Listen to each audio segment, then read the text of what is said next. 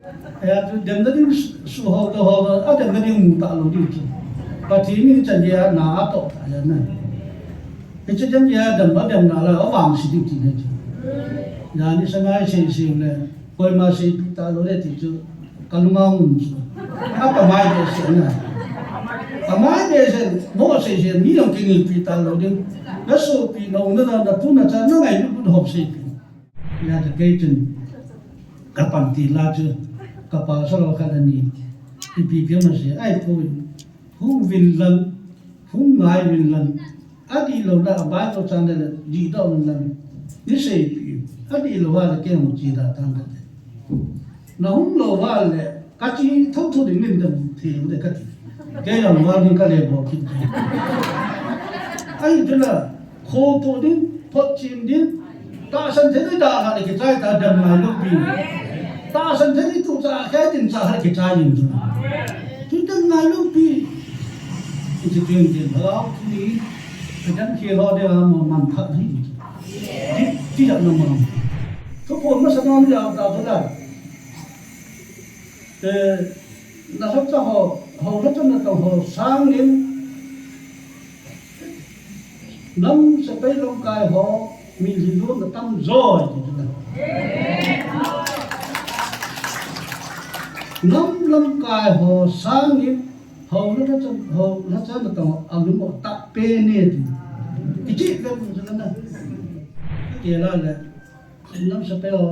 phá họ sang phá kia phá để phát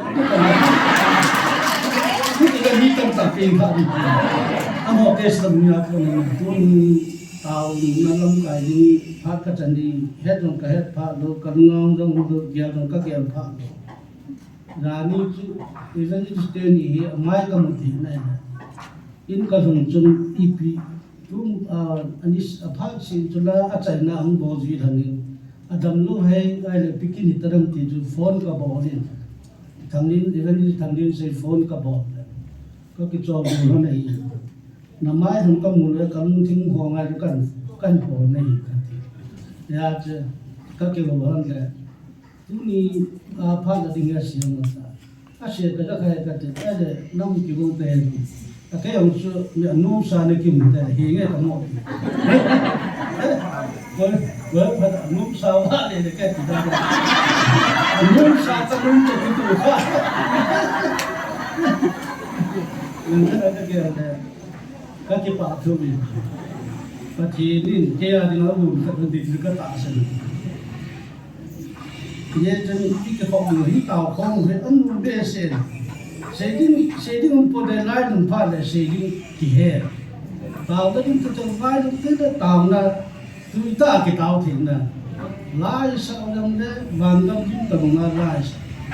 Bandam ni kau tiada nang dinum disenjip hobi kita kita lebih dengan. Ni kita patah na baca lah bu kisah tadi di limit hau tu. Cái thân thì bà giống thân giống cái chim thịt hàng ngàn lên đi cô son là khát chân là phá vàng như chú nhà cái bàn tập bằng mà chú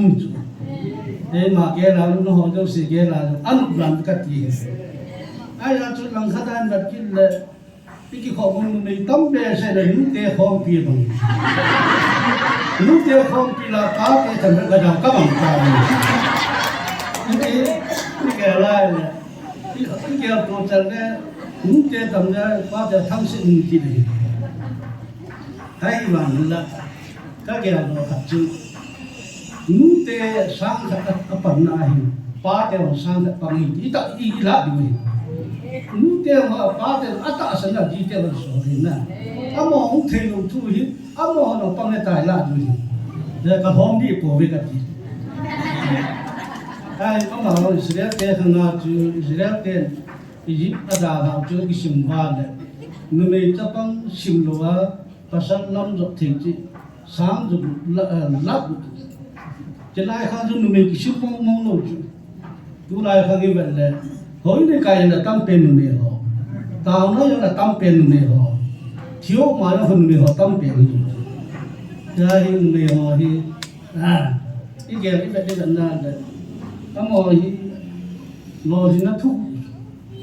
Lo thì nó thúc hình tiền năm pia đen sunga đen rồi hô bung tháng pia đen rồi pia đen lúc tê tập cũng nó tao đi mà tao nó lo thì này nút giàu giá tê phát thế này không nút tê tâm rồi cái gì mà là tâm nút giàu của này thì lo thì nó tâm tập trung rồi nút tê nó tâm lên lo ra lại và thế thì lo thì này bị người ta sinh lên tất cả này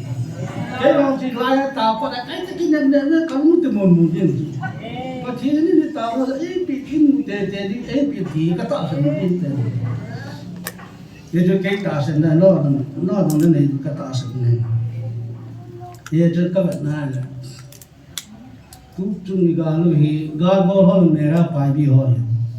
गाल सा हो मेरा पाई भी हो ले थे का सीना की ले ते गाँव नुपी हो बुझो लम तीन जंग मा हो सेपे तीन जंग मा हो बोतम जो अतीलों मा हो असल आयु सा लुने हो लम कहीं नहीं yo na sai kan le mera pa di ho tun tao na ka la sa na amo ka la sa na ai ba yo ha pian na ju ju ka sei ga bo do mera pa jo ga sa do mera pa di ke ju ka sei ai le ni tu nga hi Pathen hi lai ka nam pu te angai lu nai ko aku mesti mau dapat kesimpulan itu. Even ini Chinkholam 2010 lah ya officially so le kau tangkap ni tahun itu alam tu nak jalan dalan nun pena mina kita akan nom loh cuma ministry nak. Saya tu Pathen ni kini sahaja atau nasi ni kini sahaja Pathen ni mangsa. Lopi tahu tu kaya guna mangsa. Oh lomkai ni taja samta tanda lopi tahu Pathen ni mangsa. Adi loh saya le Pathen tu taja sena. Pathen ni main mangsa ni kini sahaja le Pathen kidng tak mangsa. Tu yang kau ni nak tu yang kau domain. Ya tu Christian ni tu lhagao bang kini sa lajan Pathen ni lhagao eivilnao lhagao Pathen ni mangsa kasi ya tu ami sinho jong hi Pathen ni ko la koi ma abo nom lo pen mi na pam pai lo pen ma dei ta kilah lu da pat amo jong Pathen na ya hi ya tu ren da to nam le ren ti lun ki eivilnao Athusei tan khat ya asei na ka ya chi Kita bang misi bolnya pada ahin, ayam akijol ni jadi bol. Aman kau tang kai pun. Net tai pun ma minta elba cowok tiada kita tak ada kibol lo heti. Di biasa na, mana jadi? Macam laya tu Allah sang song di sana pun pada nak kata nak mungkin kita sadita. Kita ya Pathen ni nama ni kita tak aman sah. Thanglensei Houlimna ama Houlimna ni chanjia hi Pathen ni sudam nang pia tau dum nang pi hi chung na chu hi tabang koi man na se lo mi cho elba cha thelu ho namu na chu Pathen ho ang ki Pathen ni nam mi te hu ti ya chu mi ba bai nam da ho ai tabang nam kha han na ho nam sunga chu ta hu ni le hu yo ai chan lo ti adi ka ga sin na iwang phan na Pathen ni no nam ni te phak the bu nom na ya hi ta bang ni anamu ka ye chion Pathen ko no ya ka sei do no ya chu elanga ki chi jing lai abang ni Lord Shiva holding na chi di tam na ki chat Lord Shiva ko bru leng pa chu Pathen ni na hen ka ma chat thewa ko ya Paoneo za ata asana va tau se chunga ka ki chobu va ko lo ki pen ha ni ka sa ku ni ka no ni ki cha ki ho na chunga ka ki chobu va o lo ki pen ha ni ka cha sa sa lo ki ka ai ju ka si ak ta va ki patila ju thi ki dang ta kan ve dar ka ki kan igalu ki pat na sang ki pat kun nga hi Manipulation pa hin uniform lang alin na lalo pulis hong nan bi uniform lang alin na nan bi cho cho xie chu phun ni lu ken lu ba chat thei lu ba anh sa pa da hu to thei lu ko chu ai ba nga chen nga ho hình dung pa thi ni e bi bo nam amo lo si va lo ka ya sa le pu che se anun ke wa lo ka ya sa amo de la pa thi na e ho de la hình dung pa thi amo na pa thi apa thi na ma de ho hình dung pa thi ni ai ka le so ma chat thei lu sa na chat thei lu sa ja aga mu te la pang thai ta lu chu chú kia là có gia hấp rồi, cho hình dung bát thiên này, hồ anh em bảo anh mất tụi mai hiện tụi mà, cái hồ nuôi à coi chỉ họ sang rồi, thì cái gì,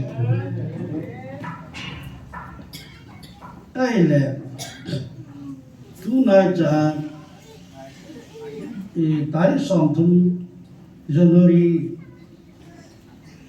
unggup dan ini suami lengah, wasaba pun kalah. Maya arambai tinggal commander pale amo si korungamba akiruan si pa tu robin mangan akiruan kita sa ho hi kite hi hingjin patin ko kho me ti kite hingjin patin ko kho me hi ho hi pai thon di on bulpi ti na gulpi pakan ba bolang pa ta kho mi ve ele si pa ado na ta ba sei din te ho a hi te ho a pakan ba gulpi pa hi pan na be he te hon en jong pi vin sum jong pi vin pa thi no ai pan na be he ti ni ki dang ta Raja Pathen Thongkholun Houlimna Pathen ya tu tin rumah sana tu pun na tu amo haru tu tin kangai tu ya ho ta mo kangai ni amo ina min pun no mo na ti jala ti hom jala e ga sa ti la ha sa pena ni pena e ga te o dinga ta tu chi pe na go to ki boy lai min sampaya teo kukim pi Pu Thanglensei Haokip sampaya ku atau egak te ni tau te Pathen na to ri sang ni tau te Thanglensei Haokip pa ya ho ama dinga ka tau ta ting na ti hoi na ti tong le ku thei de na ti ta ho dinga tau ti pe ni ai bang cha fa de ka tau na ka fiao a thi chan di ta ka Pathen amo hem nang ma phut sim thing phung so phung au nang ma hing jing Pathen ata san the ang ko han ka tu che tang ni chu Pathen ni ko na hung ya yo hing jing Pathen ta ai kan ta san phak le pat iki ga lung thim ne na Pathen na to lung e che ta san lung thim man lo pha le be lang ta ga ki chai na ki ka ge lo kan chu ya tu ache hi thirki da ngai ya tu na hi ipi tu na hi pi sei dang ka ge lai a phak to ki tu hi ka la no me Pathen ga sat la zona i ka sei no e tin da dinga chun Bible chang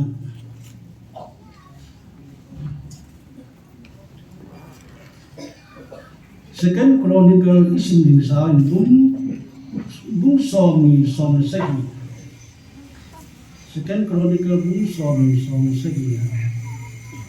Etiga kisah na hi namo kota nasak doding nang mamun tian na pansa dowa na din diwahi tutin na namo thananga pakai ka zona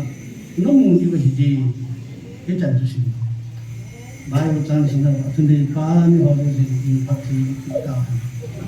cái chú ở vùng Hồ Giang thì phần Hồng Trà này, các bạn là sáng còn khẳng sinh cái sáng năm mới xóm là cái xóm là xây dựng là anh ấy chú nâng kỷ niệm sạ tiết chú nó hút độ gì nâng kỷ niệm sạ pakai anga kỷ niệm sạ pakai anga tao na kỷ niệm sạ ở chú pakai nó hút độ gì thế cho tất cả cái tất cả chúng tôi chân thế là móc mi thế muốn mi thế dù đã liên quan đến spec chunga hi gal con đi ngắm con tàu là sắc đến con tàu thì cái xây bị ra phát triển yo spec liên quan đến akichatai liên khất sắc đến ngắm người chỉ cái đằng sau liên gal pa trong kilah thì chúng na ai vàng yo spec liên quan gal pa trong sơn vì mà sơn tàu là chú người ta cũng bị giống sự anh nói là Pathen lung Houlimna Pathen là tao thì là thuốc phun nó bỏ cái chứ phun giống là chú người ta bị cái giống sự cho xem nó cái bài gì cha bốn cha mà Dios pengen pakai lung Houlimna pakai là tao chứ có kia rồi chứ tu lại cái họ đi chứ chỉ lại tao thì anh đi này gắn cái bát tiêu chân họ cũng là tao rồi là society mình là tao rồi và mình lấy sự công ty họ đi ngay tao tâm mình là foreign làm cái Israel là ngao cái họ làm tao thế chứ cái họ cái sim tu program cái họ cái gì vậy bỏ cũng chúng ta hiện tại mình là phát triển cái đã cái phone mình là lhagao có một thuốc bị chân hiện tại mình là tao nó mới là thì công chứ nắm như sao luôn nó xem vào cái tiền nhà agar tadi something nak ada pada tu jangan pun tahu yo di luar tahu Pathen tu pi main problem main pun Pathen tu pi yo ni ya tu akhir na tu na adam tahu tu ke bahan na ya tu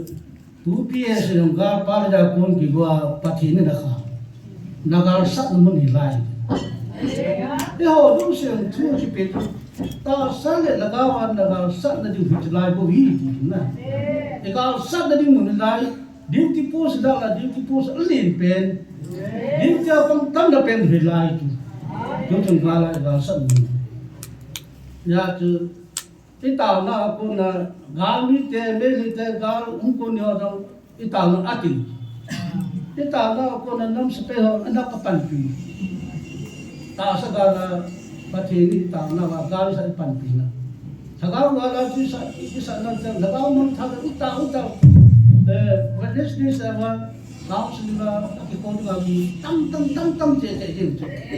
me so mi le se gi ta ti da ami ke sam lam pharita ki te ni chi khom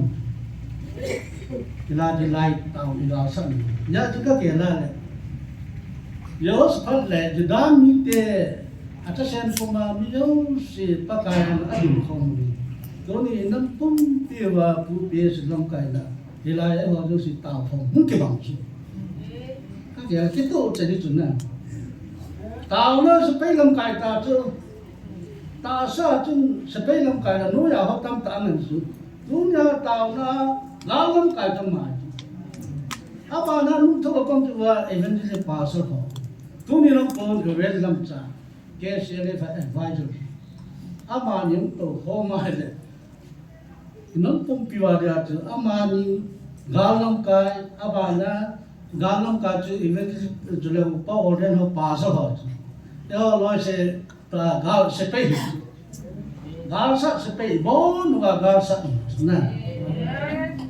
ke athwa thu pia la mo pi ta ai le hita chu Yos pelem pa juda mi te jo si te Pakainin Thingge atawa ko na ti pi hun tam te Zakria chapa chu tigal lai ta chu zahajer ki ti pa chu na chu sagao thu ko dunia Pathen ro ba nam pia ringa aman sa pha thu ni Eti lhagao tu pon tu pisen. Yudam ite le jos pet len pa ni Pakainin iti la seitan. Kita hi win. Eti mi hon pije kon da lum thui sai. na lung nong ne ki chai aji chu chi ga ku no ho ga le to ke ma ka sa de ti ke ma ka sa de hi ai ma nam ma mun cha dat tan pa ma ti chu na lung na le ho pa thi bi tao December tari som na tu na abun lhagao se itu sari no sa na ka de ka phapu na puno pa ke ga sa ta ai ko e ga sa ti ju ta sa le lhagao wa ga li sa ka na ya ta na me ini sa lo i ta ju pa ka tu pi pe na pa thi nu tu pi ni ya tu ahi nang ma mun cha da tan pang tu ne le yo tu ne da tai pa na ta na aba na da ta pang lam ti no pang from na na ti ho jong se ku da ta pang ko su na ya na amo ong na da ta pang aba na kal san na da ta tu na pang ho dam media ho na me le tan a jo na tam pi la nga media kal san ki chi yo i mu pha lu na mi thum ga sa pa tim thum na la ya tao ho do se le asu na ja na gan thing thu a nam len tia ho media ho nam ma na mu cha det an pong fi ti ho tu ni cha det tai pa ai le e da tu pi ke tam yo span ma chen le pa ma chen wa trai la sa ding wan thi kya hi ni na na ma chen wa trai la sa ding se pe ho an na ti ba las asa la ta wa chu mo mi te to le si el mo na chen mi te to gur sung ga hum ko he chu pa ka yin amo ga ma ting dia chang pam din an ko ya wan ti le a che lom kin ta ai le chong moi ma pi pin ti ke tam ti le gur pa na ko te ho chu mo mi te mo mi de si mo sang mi te to bo na tha chi amo tha chi mi de wa to mo mi te ga mo na ki that tom ke ki te cha chu da te hi gam bang ve nan chung sang ka ka da bon sa chang chap ji ko ma so chang he chu Pathen ga sa chu na yo sa ta le mi pin sa ta lo chu se pe yo ne se pe ho sa ta lo chu ya chu Pakainin ga la sa ta ga lo do chu na mars labur mingko mars labur lam chun और लंग कुम जो बोल लागिन जुनता हो नि पि से हो के कप तो जुनता हो नि बोल तू ला गामी के नि बोल तम तो नुम जा लो नुमे च कम जा लो अहिना हा लो अलो तन लो ता तो बोल रे वा लो तू निखर गिन जुनता हो पीडीए के न ले ना ते बोल तो ला बम के वा अमो mi mo chu पीडीए हो जा बम के फर वा तू अमो से पे सोम को खलिता थी जो Pathen ga sa duna ai le yo dam pakai Pathen vin December tari som langa Nilhah nagalu kai man kasak dahi ati ya padati aban bangsa apa cina pe ta duna December som lage kumbu som December som lage yin 11 matu hai ki sunga contract pam constituency MLA pa loke sot mainly tele puki te tina na ki gali me te hon pa na sa ati ya atu a constituency pi hon volunteer force on boycott of hunta agam suna na mata pa ki itu tu Pathen ga sa ki pan da na ni on ke se sa da vilou MLA pa na kam tan phone lo boy ko bo hin ta na ke ju Pathen ga sa ani na chu kom tha ni ja na paramba tengol ho li lo nga pangal mi nga tha wa mi som li ki su kha pangal ta na gari su ha a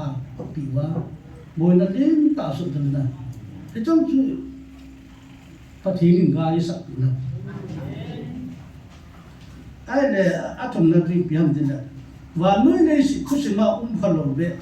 rồi mà có những cái vai hòm là khăn lồng về dân nói tới sòng này là gì à chứ aram bài thì gọi càng là phật môn na MLA này giống siêu minister MP họ giống siêu cổ không mà họ thu mua ra cái tiền nan này suy bỏ sao họ hàng thun ta sẽ phải lắm ta lâu thay là cái độc và hàng thun ta thấy đây là gì nữa thì cho con chú và nói là sẽ cầm cái vai của nó thứ gì mà khăn lồng về họ nó cái bỏ rồi chứ nào thì trong chú họ bôi nó đi ngã Pathen gạo sạch thế cho là chứ xiêm pa thu ngày luôn dập xì xì em mới lấy thùng chú áo dẹp là vào chú em mới lấy brojen chú kalung xì Christian chú je cao trình pita ama nó không apa i founder Charles founder Pathen na đi nó sát anh ấy cái pin mi thế chứ pa chú luôn xì nằm đàn chú bảo thôi đây là Avah na chỉ bị cái tiền tăng tại sòng thùng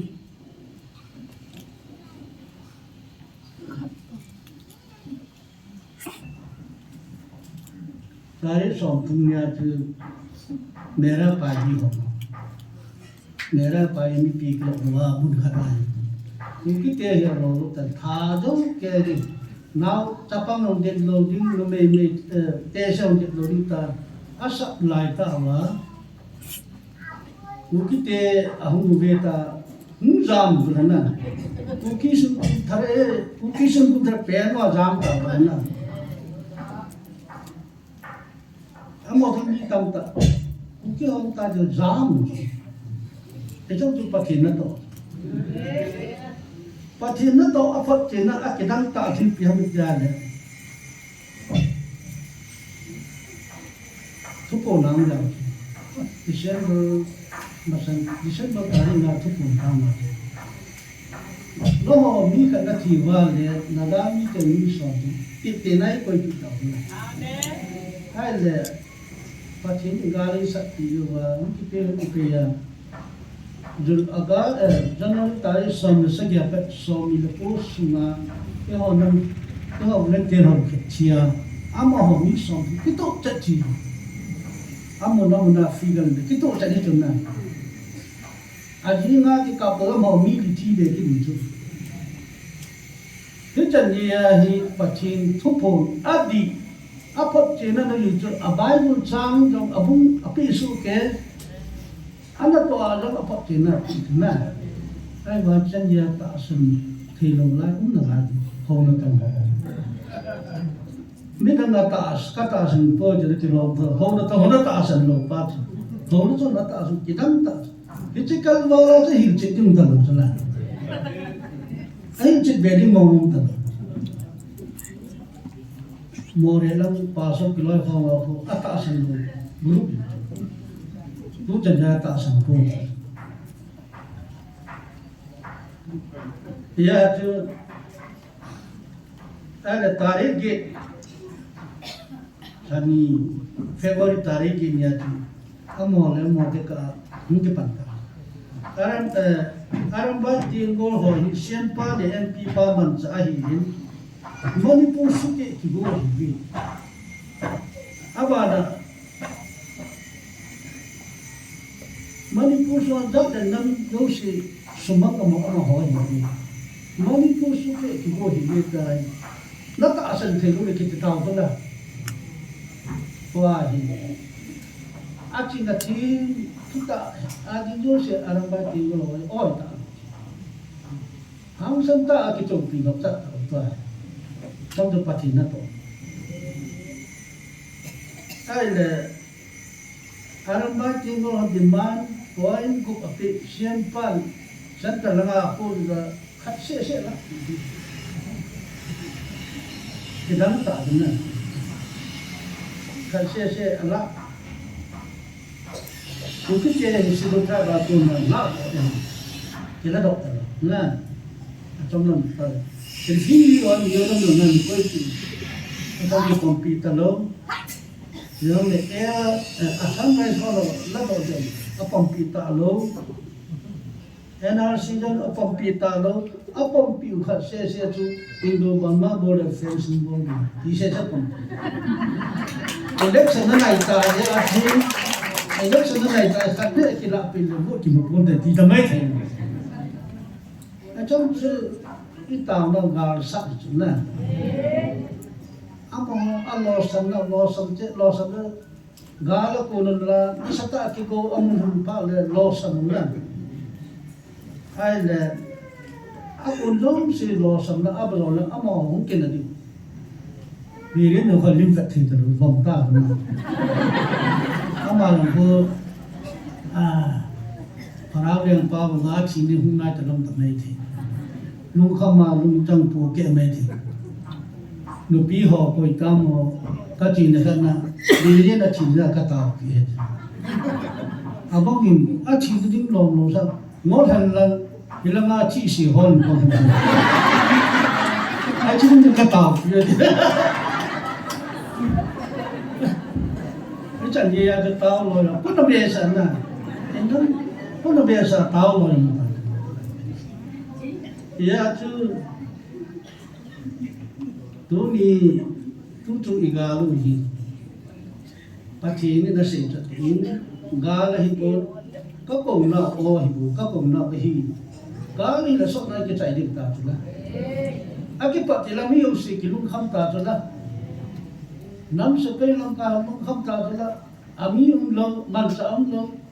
a mo mi a se pe se a mo se tu la mi tu pong khom ta na commando ja army ja le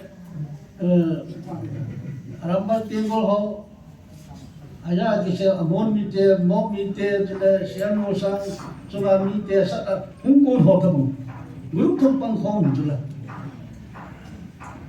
awol mi tu pong khom ta me chang me lo wa ta lo chang me thang sang ku do ta e hon khat cha ki ni pujan manjam nung kham diana to la ta la thu thu nan nam se pe lam ka nung kham ta na to le ko ana nung kham ta ki phi da an ni lo ma han mu thoma man cha ko ju la aman cha ko le sen Pathen ala ko thu thu pan bo na phom ko ki chu ye na ke ho bi na su cha ni ai wa hin chan ye din pha ye ma na ni cha da hi Pathen cũng o ta san lo dem na lai the ki dan ka sa pon tho ka dem na lai mu na ina ya ki ta dem mo ko ka te ba hum ta bo le a dem ta ni a ta san lo thu ka dai ta a dem mo hi ta ni do na pe ako mo hi ho na ta mo ho na ta san na chứ ni mu đi nga ke lam ni jo khan action ki ne kham de ta na kita kian chao mi chu e trong chu mi chu ya ai wa ni kai ti shin na ni ata san wa ki be da ka ta san chu ka ye chu apot che na nu ri pe ya hi na ka ta san ni ki lo ata abu ata san ki be da ka ta san ye chu hin ye tu ni ke wang chu kamu kampung cepat dilarang ilung thong nam su tanu kubi pine ya kita ni le bong la gal gang ka ka abang le simbola ka chan fu ma ka ke ja pasal de tidana ki chi ne de ga in ki sa an ke ti ja in na chi de ka ti home le ki ti in su ma he na sa home le in su ni bo jo e no ka ti ne e mu na ka ti de in kisah ini ni muna ki kisah hin Pathen le ngam na le in ki kisah hin bola ki jam dam nu me chapa mo ran da ki cha ta ki tha mi yo ram nga jam mo jam ya thum ai wa hin Pathen tu pi a ko na che lang ta ka che nu ma sa ka sa ke cha nang ka ne lo nang le Pathen ni pe le ko bo se ka na ani ta chu yo nam mi te hi Milun cha te Milun ko te elum ta li vai Pathen nin ngai lu be se wa chu Pathen ko no za wa em mà nó cái sim phát đi in xuống cái sim in nó cái sim phát đi à bên tháo nó bên tháo lhagao mà họ nó ông cái lệ cái sự phát triển nó mong vậy cái sự này đi vào ấy cũng thì ấy thu ta cái lên người đi vào giờ thằng trung sĩ giờ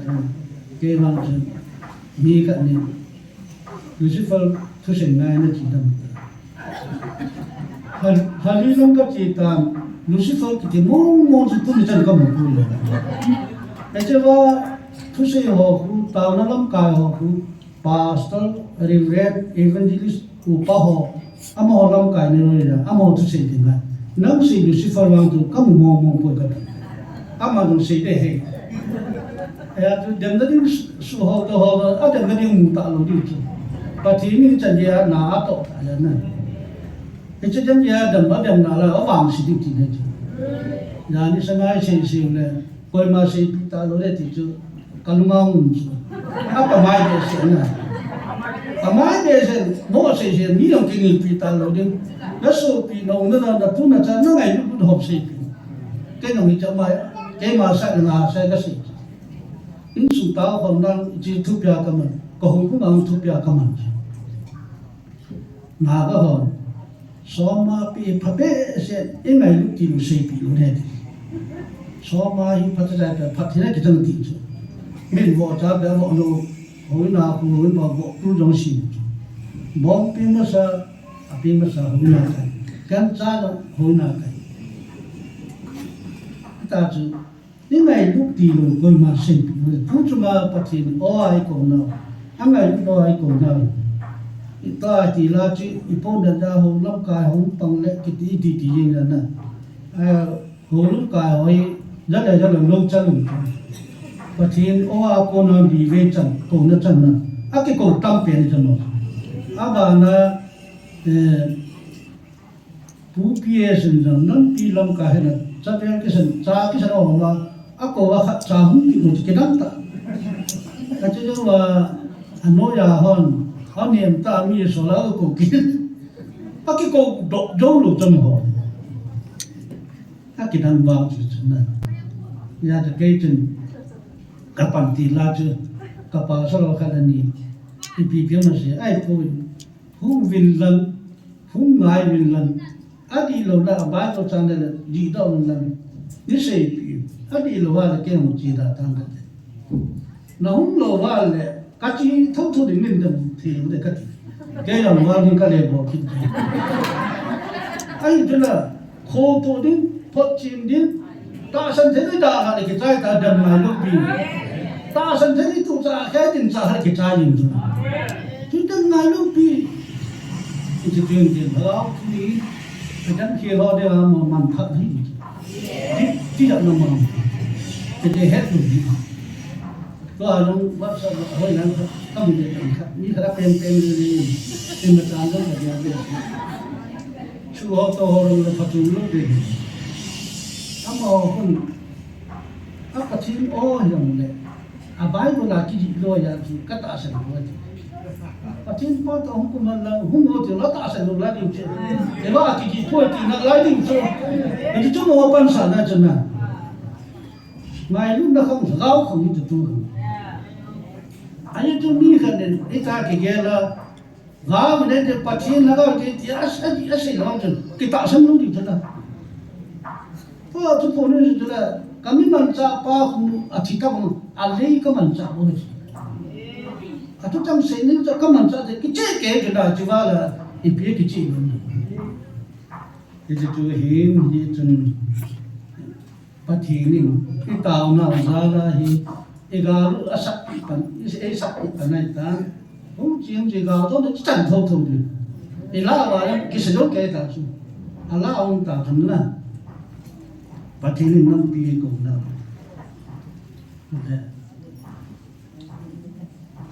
Pathen chân là điều cổ nó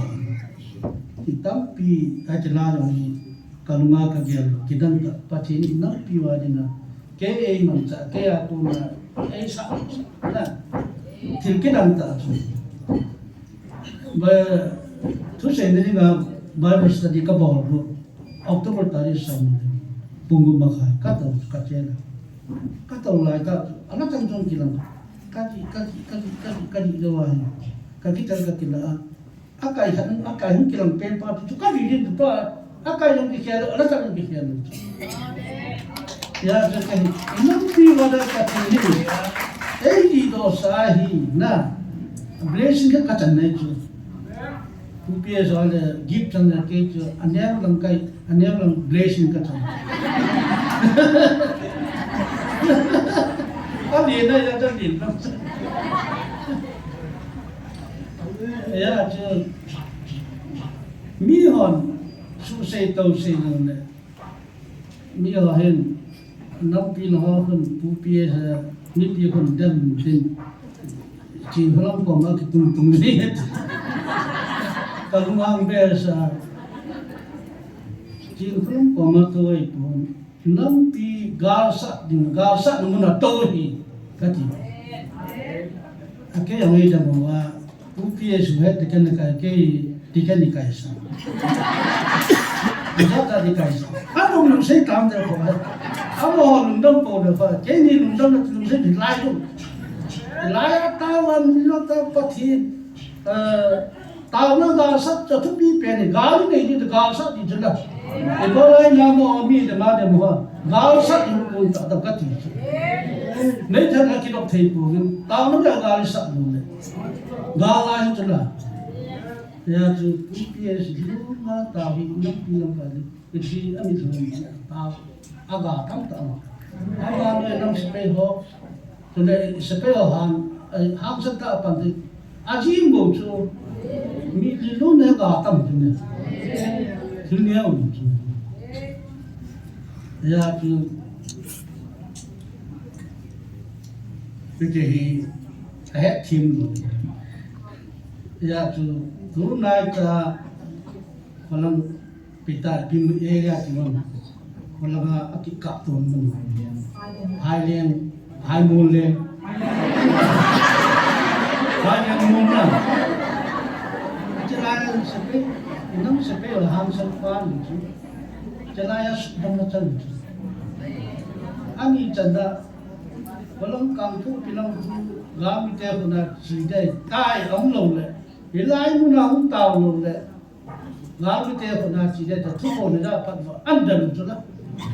amma ko Chomkhat ton wo hup tu vai pu kata mi ni ngah Avah pu ke tahu tu lah Avah tiger tahu tu pakai ke konsida kalau sang kalau tu jalan ilayan kita jam tanya thâu datang itu tu lah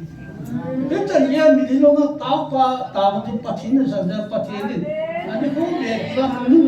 lebih Ani mola tawa Pathen agam itu rusak kalau agamu dah hubi tahu na. Jadi ya tu Pathen kita kalau maksud tu na hansen apa itu na. Apa kau tu na. Nilhah hokan adi di bilang kaya ni tahu tu. Asal apa itu na. Yo tahu na yo tu na.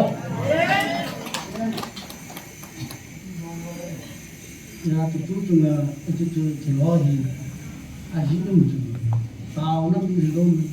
upia je foreigner, gapa bawa tu tu ni ayat jadi semua. Inam sepeda tu kilaptou dah tidak minta dah. Jelai Pathen komunum, halu hilang nisi atau kehola apa nak tahu, alam kaya Milun atau apa, kidng tindas tahu. Tu pun masa nama dia tahu tu lah. Nasab ta ho ratan na ho sangin nam sepai long kai ho Milun na tam joy nam long kai ho sangin ho ratan na to alumo ta pe ne ti iji ka na Pathen lo pingai se do tu ini sepai ho nam sepai Pathen aki kilah sa Pathen na berbukilah. Tu ni garum lo tambah di tipu tu.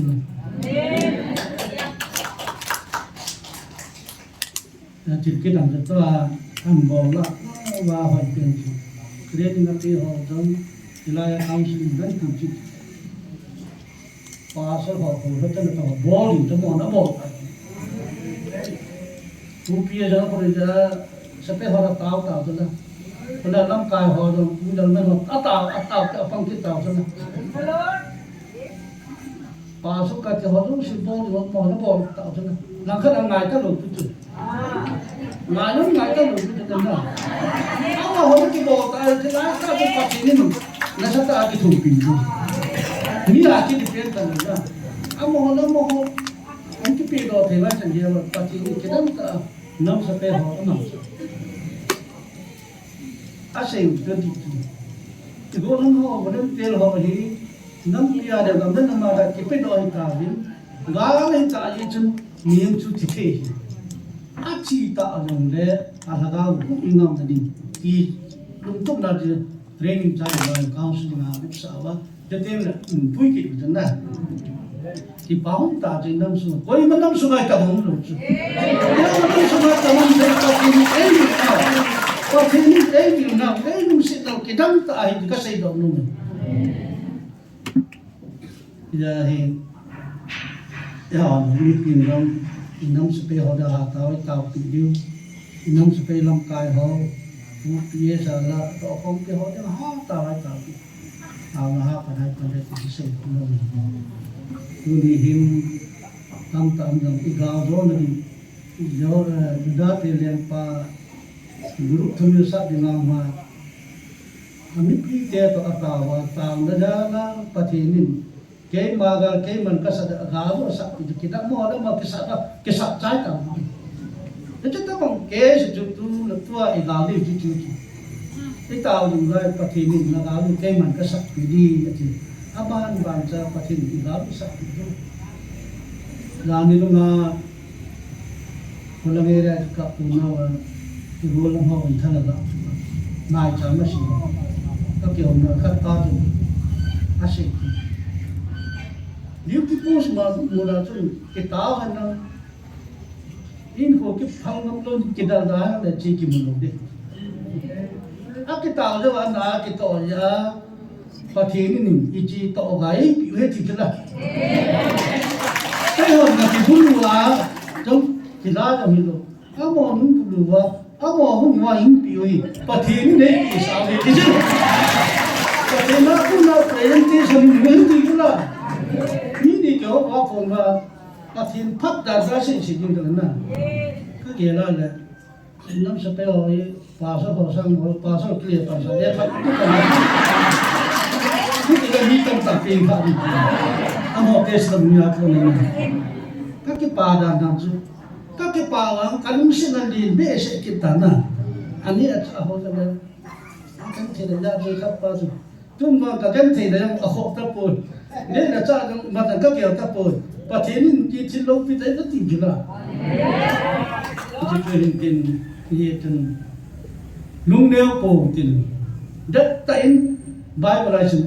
em mà cần thấy họ rằng thì lại là tao ít tao đất tân bằng lẻ Pathen thì ra rồi bạn làm sao sạch thì chỉ là cái tàu nào ra lại thì gạo sẵn nó đi gạo rốt nó đi buồn trong lại chứ cái gì đó hai đó đâm cái thì sắp rồi thì là phát tan tiền thì đâu thì cái thì xin nụ pi họ nào cũng là cô luôn đấy cái gì đấy nụ pi họ là cô nào mà cô thì phải nào đi nữa cái chỗ con phải trong cái gì chứ ai mà anh thì mà sao pin không nè anh thì mà sao pin không là chỉ cần tạ sản cái chứ có nghĩa là các cắm thì mà chỉ các cái mà sung tao cái ta tao qua thằng cũ tầm đến mấy thì nụ pi họ nào họ bảo anh thì nó pi họ là vì sự với cái gì dạ chứ phải ta nghe là thằng nó cũng tại tao đi nè thì tiếng cái mua kia không được lại các bằng chưa dạ chứ tao neo người là đất tại bản địa thì chưa thì giờ phải đã tiền pa là đã bị asap di ngam ho Pathen ko ma tao Pathen ni bel di ma Pathen ni aga ro sa amo la ma ki sa sai kam tu lai ho ga chu hi dat tan tao le lai ga sa mun Pathen ni all la bang ga nan sa ga zo na chu chat te re di I thu mu te re ti chu kan để chân kan xây ten kan xây đâu na Pathen đi họ đi ngập Phật chung kan xây đâu mà là Pathen bốn cha là Pathen cũng bị cao hết. Pakai phai Haokip Houlimna Amen Pakai Phat nei isei Chinkholam Houlimna pa Ngamsei Peter jong tunan sejin tampi ki pam he jengin pakai dim eina puina wi iti lupia dam iti gidan hitam lani khabini chun kanapa sunga mahungin kim lupia nen thupu nong ki pachu ai le iti don ha chu ke chu in bi ham pakai pathinen katile defense pathong sin chu ko phone le phaya ma phone chu ka se piwa nang kan holu le foreigner nam je chun apethe pu founder nu Chinkholam Houlimna Pathen la kuya hita chu na ma chu ne kilah he ti sin ka ge lai le kidan ka sa che chen ka ti na chu defense policy le ni tarik ngam Gumham mai phaya ko na hung do non ta chu gum ni la kilom he ji zoi le ama to gi humi bel e hoi pi na ju tarik nga la hung hidan ta chu kati na chu ga ki par pana chu Pathen e ga zo di jo asei sai ta chu e ho lhangkhal abang mai na se ai le chu ta bon ta wa nu ten thum hat le han pakain gal zone pi di wei e ju di lo gal zone pakain eina pi sa ta chu ama bo chu e ho wa cha te chu pakai anga lhagao mai ti kong jing ding le Pathen bo kilah jing ding a chu hu chu iki ha hok chen wai ho no Pathen chan yu inam mi te Pathen chang ding I ga lu yong zani de gidang ka sa chu Thongkholun foreign bol elamai mi ho na Thongkholun khuni chu golmo kem anung langau mai chu khuni chu aje de ve ti nan chu ka chen ko hi chu Thongkholun holanga pu na chu ai get ui chu me le oi ya chu Thongkholun mi tam ta hong ki to le ti chu ai holang ho chu I za piun tham aha ta le som thumam zo thi ma kiam no ala la lo bi ya na am chan dan ka ti som thum volunteer to som thum som li som nga zo ti ta mo kano loi tra za sang la nga dan a gel asei do chu ka ti heok lang ki kap tu wa chu I het bang wa chu e holam athia mang hulu chu la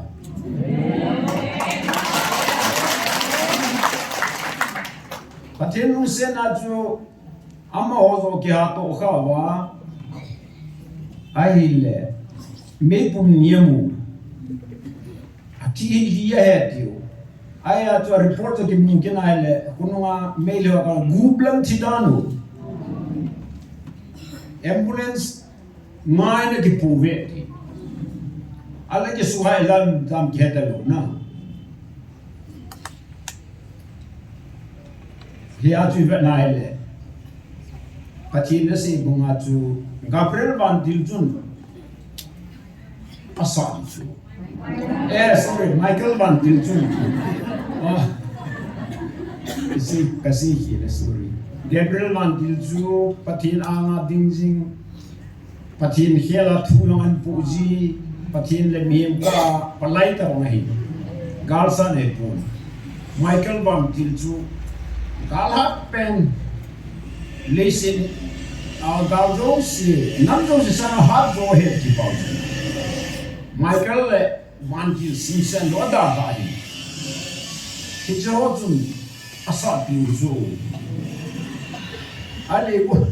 igor la no ko team da chun le no den ba mu do kene mun khan chu ti peng khan bo me chang kin bet bet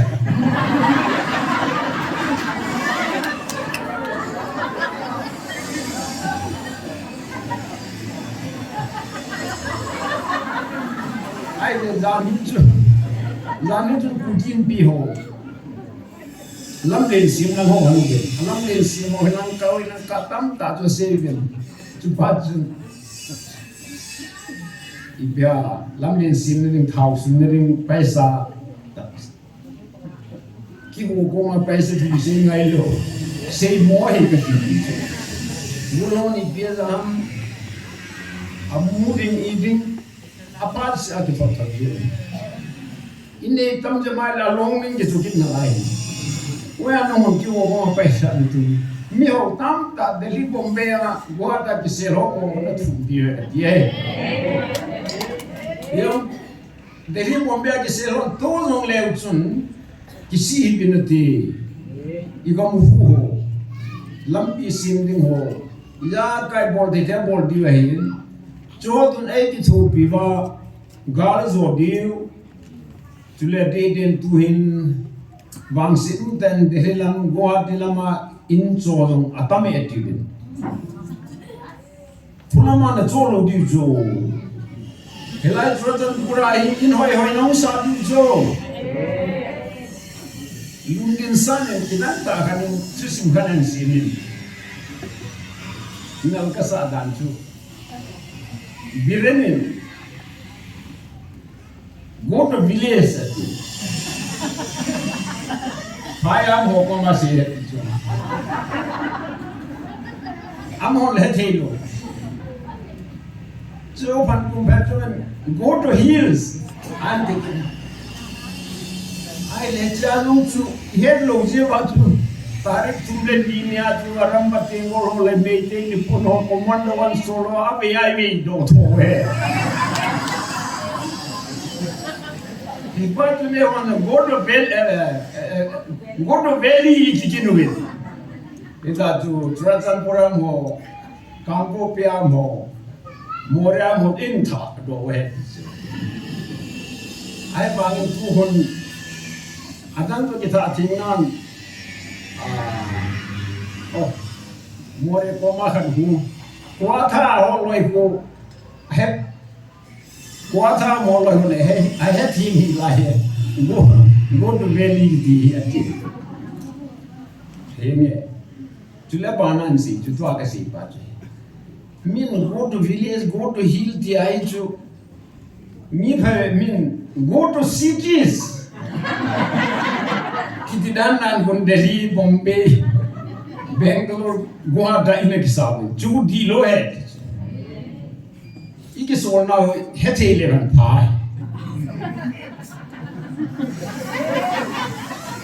Iki so na mo chu e ko mo chu ran puri chu na. E hopi di mo khono na le hopi di wahi. Ya tu hopi ki si mo di ki sim phap di angai Chulai sejing bongchun tua lam kai pan se bongchun tua se di pa mai wi ta chu khop som pi thong chu chin ho ki le jong chu pa khai le da dam la na sin amu ho ka si pi ji po we ti chu khop som pi ai da kyo we ti au no no ho som pi lo lo de ti pa na chu ya tu me a lo lai ai hiu lo lo di ho ma ji Kawai hong su tu jing ka long tu ka si ti hi ko ma che hoi awang pha hi pathin ni tu chunga wang se ho jong an le sai ya pathi ka bo di ti na lai hi tu ti ne the yu hom ka ti ye e je chun e ho am ni ho long su da bo ma pathin ti chu pi na ngai chang ni hi wa hi Kem zong ka ngai cha cha hon sia ka chi ei aje pi pem ka ngai cha ta ke jing no ka he thi ka lo hi adi den pakai pathin ni 8 feet Give in a theatre, Nanami Tenangapona, Lumong Day, Galton and Apodami, Garners or Day, Tamtas, and I told we are a head to no one only tao people love. Pakai Pathen, so also true. Ikitopi, why Ikitopi so care, I wrote in the he has to decide Pakai Pomon, Katano, Midai. Is it no, no, you head to a saying? Ama 50 hamati bin yenge tujuma aina lo chan ho de ju alle sagya pathin pati kabodi le ti hichi relief kema mozo sinzan nam abang hui lo lam ho hi hung ji le phai jo ai ya tu le lam kai pam se banga tu se ding yong pati ne na thang thip ti itu thong jai tu long in pakai Pathen elung sin ben all until izet be a ho in hatim ben tu long chun nango kom asei lo jing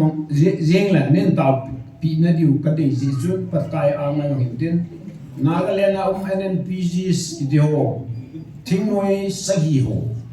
ti muiwa hotel adang si ho ta ki loi ko me Amahon ki mutu le tiwi. Ipi ai ki tu piti rom ipi si ki amang tu kahepun. Tu to mai ji chun yam te ka po nai long le. So na ka si mas banga tu gal pala lom lom mang ka hilu. Pakai Pathen ki tu Vilnao hu le keng ai lo le bu pa pai pa ipi thi di vai le. Od do ding ngai jong le ki chi han ka tia hin. Yam tia kong lo na amai lo le nen ta ko jin di bi na bon si chungwa ka ta le ji kenge pakai em sin nau ki pa ni asangin hiji chun sam za ha som ni le khadi kasim do nu me sam za ha som ni le khadi te mai zigit le som bu me chun pakai thangwa na di bien in sindo masaute kadano ya ponai pan bihung tin ke nan thinghang lam ka be vanales simpa pakai ponai pan bihung ai je pakai na kem pe zong acha salodin na chingpa chu ki sab ponte ven Israel chingpa chu ki sab lodin zamzong ki zamdan lo hi pakai chu na chingpa hin pakai tu zina ding nalima panghaje sunting nisan khaponten jangting laban nasal ponte pakai til se jo sana dal to inten nen kuching jing namti tua patun so dijin pakai jin nawai ko nawai lunin na ching jing han nen pakan patelu pihan tinge kita mengacu pakai Kadang hoya ko nai pan yung tin ke man thinglangan ka ve tu chu hi ai e ho da dong e pan pi chu Pathen hi kidang tai pakai chon sen an lai ta ba e ho hela hum thi ding ma jong chu pakai ko kha ko ni mi chon si le si mi him ju si chu ahunga heading ho Israel za te ji nong chu a head lo chu Kira wala pakai lungsit na tabong sa'yo. Tuto nga lang hungkin hitang hungkin. Pakai milite na isa tabi mo, tayo ko wiluzo. Milite na sa tiwa hungwin 80 zozo. Hita mo nga milungsit him. Mi happy him. Kuya kilabi mo. Gana ne divaitai, gana ne ve, homopen, naki thopi vinge tile, eitiu, ewa yemu, adang nam taru, panante, kehon zo na vinge tiwa, na kewo kai ti na ve, tilo im ganu zo. Kithopi na ngai chalo hirpe im na lai pu chandia ka ke la le lung don ok ta chu pakai Pathen ne mai ngai luwa nagal mi te jong katisana kalan dosa hi nangoi nalung time hiji longle kalan sa kangai lut kanami de nei ve tinalang chu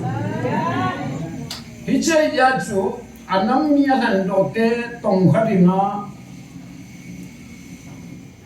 Meri tele ikam kumpi wa bai ho mo ki thu jing wa ma chu pakai Pathen panan la chu e sa the man the wai lo am ho tha na ding chu siwa na ho pu pai ya to he na on surrender sa chu la he chu hoi like that chu abet mo he ke dam long run dai I mean this all tips ya chu kaung ki thu pi ya e on ke ho kai thi na ve ho thuai jen ke hong thi pu nge ti su ke se le phone ameno pha lu ri ka ti wa ho thuai le chu ti le ta san thu ka ti na ta san thuai le hu ti le ta wi nang pha ya chu num je ta wo ti long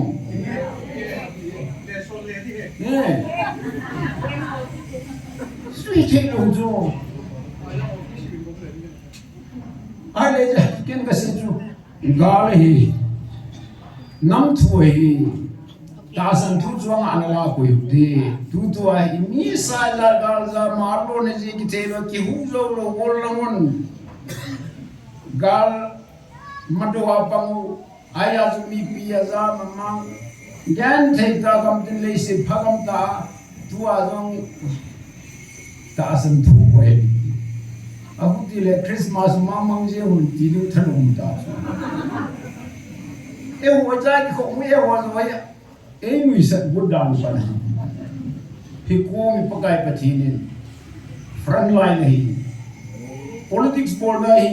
gal mu na hi ati ja ki ko mu so e ho ya tu thanum ta ai ne holding ai na tu ni chang ya he the lo hi Iti diong kilil di dam. Pakain kalah cahuat. Pastor ho reverend ho ko. Ilo ni khat chu cha ka non sa mai me ka si chu sulai si pi ka he na ka ti. Akina ga ko ni ma chu jin ka ya na patta cha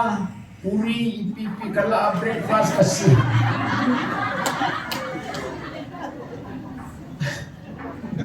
Ai lama hola khat pa wang Thanglensei na chu nga na lama chu Samarian menu yong chun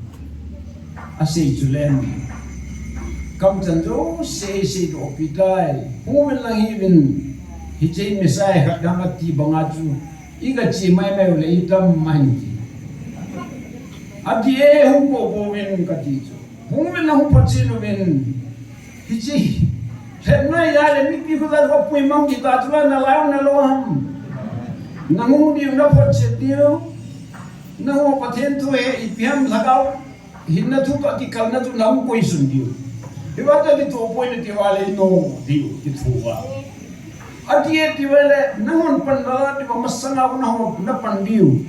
putia na le na ga lu na ga le poi ken ka chai ri de ti e lhagao mang thai wo hu do ding mu ka ti e Pakai ko wahin isugan thei puin te namo gelai hung hi saitan namor je ko presong ko ne khat khum jeng di wa na ge ro ha I bi penta ne ki chat pi bham ka chi su amin Pathen se jo ma man til gi lo ko ne kem tu ya mai am ho chu ma chu ban til te ho hi Wan til te chunga chu nang ho ka cha te nei ve nang we ka bo lo te nei ve ti zula we la ta vi he hi lo ham ji chun e hon bang he hi pu ti ka se bong chun wa cham pa chom pia min khapini chun nu pi ha ne ga ri he le lam pia Israel ahem thim te se pi ha ni mu pha na chu ga ri ma Jerusalem lang jon ning nei ai le ama ho ve min chu sin hi chan ge ju ka tha pa thi he hung to bo ahung to he ti chu ang to du chun khat nu hin Israel te ga lu ni no dingo ku ki te nang ga la so di wa hi he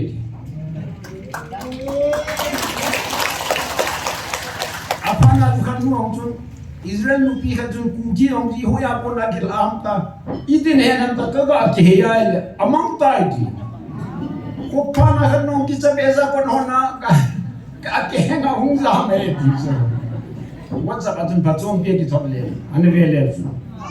chu ta bong a chu hi ko mai ho kom se lo pathil mun chum chuma wan ti ro sei sai ta chu I gang zo bi